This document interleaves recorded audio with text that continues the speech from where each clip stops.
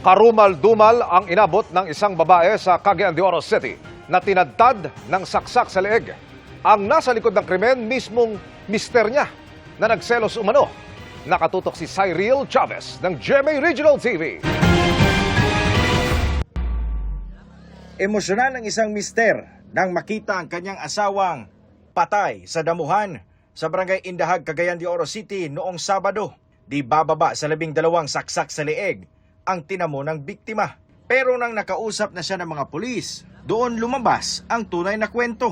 Umamin ng mister na siya ang pumatay sa biktima. Miabot sa punto nga ang maong bana miangkon sa maong krimen, no, nga siya ang naglunggab patay, no, sa mismo sa ihang asawa.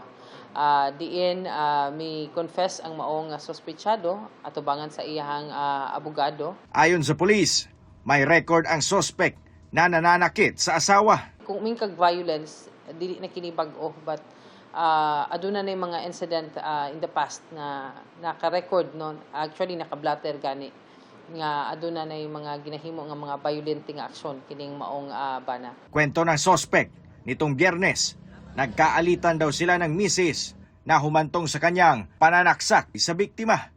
Selos umano ang pinag-ugatan nito. Pila na igmam naka-inform na ko si sir pa to akong na wala na to ang mga video na siya mga video nga sensitive ma'am. So mga nude. More than nude. Okay. More than nude, tas makig-collab. Sinampahan siya ng kasong parricide. Mula sa GMA Regional TV at GMA Integrated News, Cyril Chavez, nakatutok 24 oras.